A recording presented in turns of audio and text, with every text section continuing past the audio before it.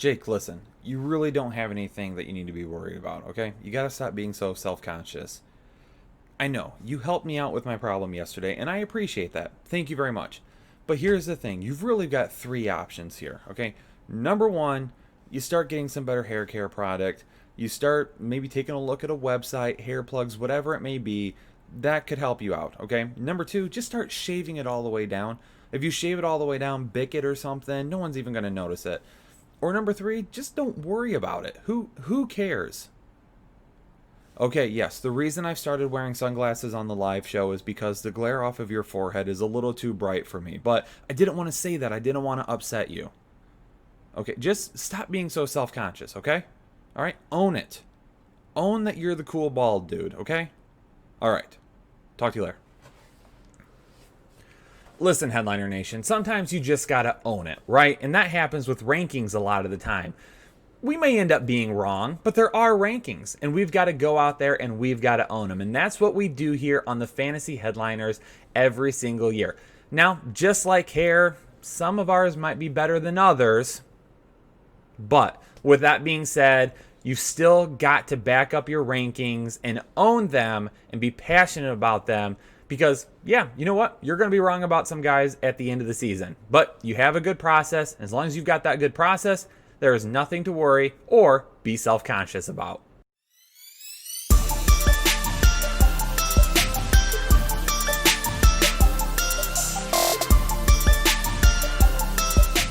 What's up, Headliner Nation? Kyle back with the Fantasy Headliners. We are literally 1 week away from kickoff of the 2020 NFL season. All season long, we said stay positive. We are going to get there, and ladies and gentlemen, we are so close. So we're going to talk about my top 25 tight end rankings for 2020 on this episode. Don't forget, if you want deep diving videos and statistics, then make sure you check out our must-have tight end videos, our must-avoid videos, and things of that nature. We're going to hit on some of these guys pretty quick in this video because we've got 25 of them to talk about. Do me a favor, though. Hit that like button. Hit that subscribe button. Help us on the way to 100,000 subscribers. And leave me a comment below during the video letting me know the one tight end that you need to have in all of your drafts this year. But it's time to kick it, ladies and gentlemen. Let's jump into it and talk about my top 25 tight ends. All right, Headliner Nation. Well, here you have it, my top 25 tight ends for 2020. And as we've done in our other rankings videos recently, you've got mine, Jake's, and the consensus. So you can see where him and I differ, and then where we stack up to the industry as well. Keep in mind, these rankings videos are meant to touch on each player for 20 to 30 seconds. We're going to give you a couple of points on each one, and we're going to move right along. If you're wanting more of that deep diving information that you've come to love from this channel, make sure you check out our other standalone videos where we talk about specific players more in depth. Like my must-have tight end video a couple weeks ago about Mark Andrews and somebody else. So let's jump into it and talk about my number one, George Kittle. And these first three guys are basically 1A, 1B, 1C for me. I'm happy with any of these guys. The only reason Kittle is number one for me right now is because there's just going to be a lack of weapons around him to begin the season. Now you might be asking yourself, Kyle, how can you say there's a lack of weapons around him when you say that about other guys and say, well, that could end up hurting them? It's a little bit different with tight end. Why is that? Well, because tight ends aren't going one-on-one against a cornerback one. Typically, tight ends are going up against a slot corner if they're playing them out, or they're going up against some sort of a linebacker. George Kittle mismatches against all of those guys. So even if there's a lot of weapon, or even if there's not enough of weapons around him, he's still going to find himself in enough mismatches to be able to bank on those targets coming his way. With Travis Kelce at number two, absolutely nothing against him. He's in a high-powered offense, the best quarterback in the league. He's going to get a great target share, just like he has every single year. I just got George Kittle a little bit higher. These guys, though, you can swap them in and out. It doesn't matter. One of them will be here at the end of the season. My 1C, or number three on this list, is Mark Andrews. Mark Andrews, I had him in my must-have tight end video from a few weeks ago. Did you know him and Hayden Hurst played the same amount of snaps last season? Mark Andrews played nearly half the amount of snaps that Travis Kelce did, and he still put together one heck of a season for fantasy owners. Just imagine this year if he can get himself maybe at least 200 more snaps on the field. He's going to get some more targets. He's going to have some more receptions.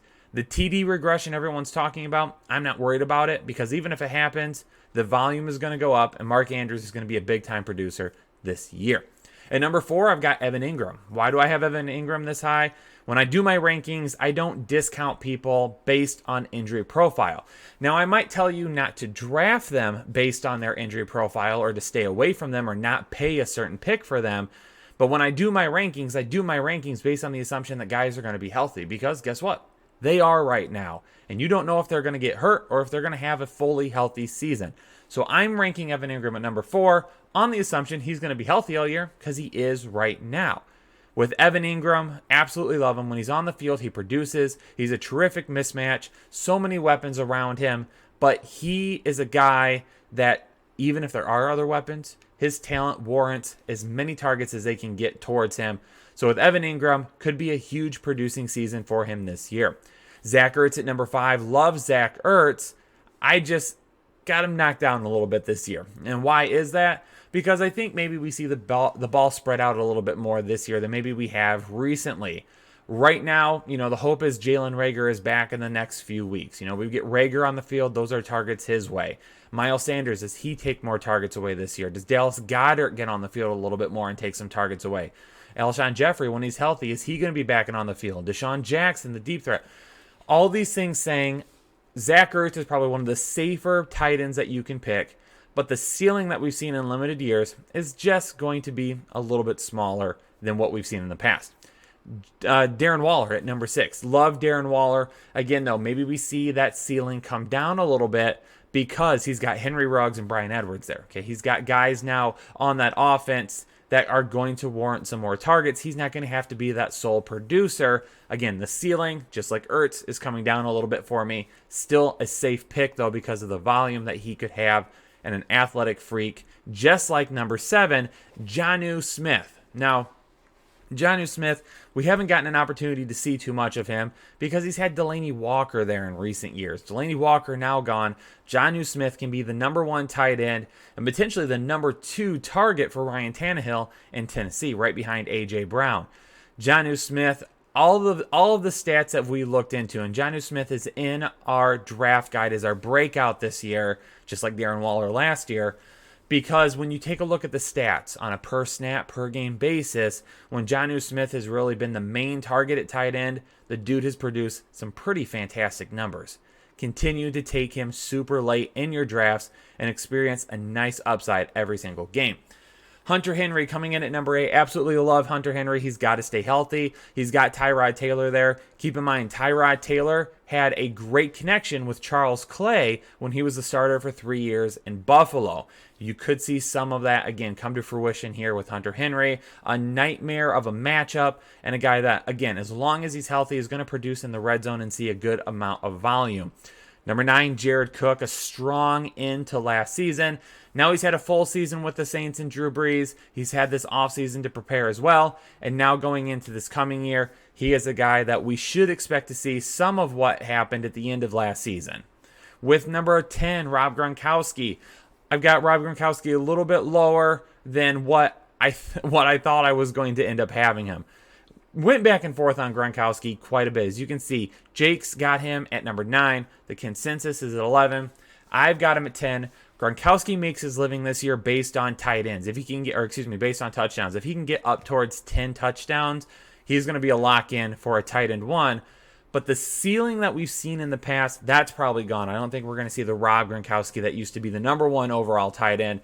Plus, he's got a ton of weapons around him as well that warrant a lot of targets and an improved running game now that they've added Leonard Fournette.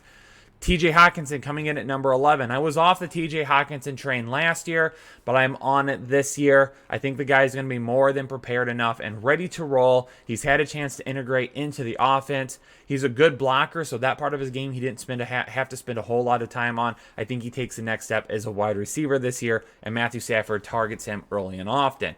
Mike Gesicki at number 12. Mike Gesicki is definitely a guy that's got some upside. I did have him a little bit lower, but I've started to bump him because of all the wide receivers that have opted out in Miami. Definitely a guy that's going to warrant a lot of targets, whether it's Ryan Fitzmagic or Tua that's going to be in the backfield as the quarterback. Number 13, Tyler Higbee. I'm definitely lower on Tyler Higbee than a lot of people. Why is that? Because Gerald Everett is going to be back on the field and healthy this year, and I think that causes issues for Tyler Higbee.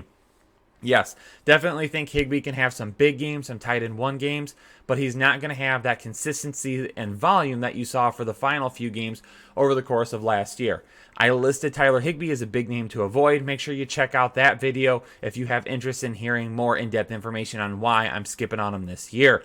Hayden Hurst at 14. I like Hayden Hurst. I'm just being careful with it. Another guy that I've gone in depth on.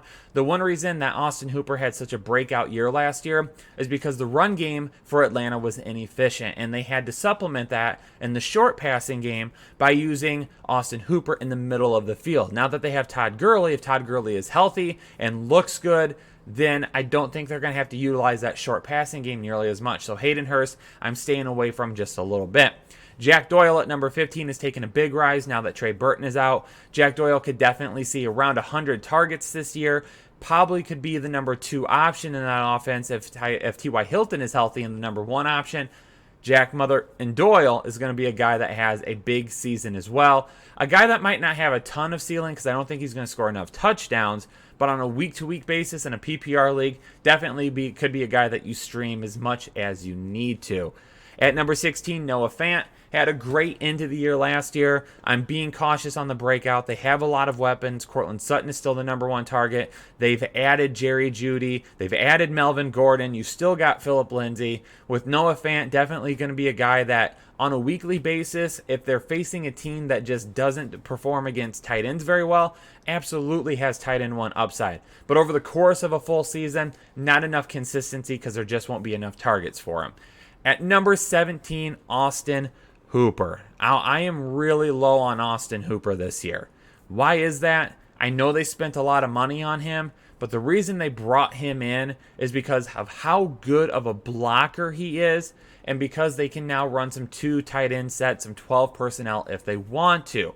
I don't think they necessarily paid him the money that they wanted to because they're going to feed him the ball over and over and over and get it to him over guys like Jarvis Landry, Kareem Hunt, Odell Beckham Jr. It's because he is a great blocker as a tight end, and he helps reinforce that offensive line now that they may want to run the ball more. That is why they invested in him, because it was like investing in a 6 offensive lineman that can also catch the ball when needed. That's why he warranted that type of money. So again, because of the weapons around him, I think the targets are going to be limited this year. You're really going to see him help out in terms of like an overall player, but from a fantasy aspect, just not feeling it from Austin Hooper. Eric Ebron at number 18, huge touchdown upside, just like we saw in Indianapolis a couple of years ago. At number 19, Chris Herndon. Chris Herndon had a little bit of an injury scare, should be good to go for week 1, and he's a guy that's had a decent connection with Sam Darnold. In Chris Herndon's rookie year, he looked good at times. Last year, suffered an injury. This year, looks ready to roll. Not a whole lot of set-in-stone options there. Rashad Perryman and Denzel Mims have both dealt with injuries all offseason long. Both of them are new to this offense. You've got Jamison Crowder and Le'Veon Bell, but Chris Herndon could really cement himself as being that safety blanket for Sam Darnold. Ian Thomas at number 20, I talked about him on a League Winners video because of his ADP. If you were to pick him up late and stream him and use him at times, he could end up being a great candidate for streaming this year. No more Greg Olsen. Definitely a guy, great athletic profile, can end up being a go-to for Teddy Bridgewater if Teddy Bridgewater just isn't finding enough success down the field. At number 21, Dawson Knox. Hit or miss last year. Again, they've added Stephon Diggs, so the volume won't be there for him.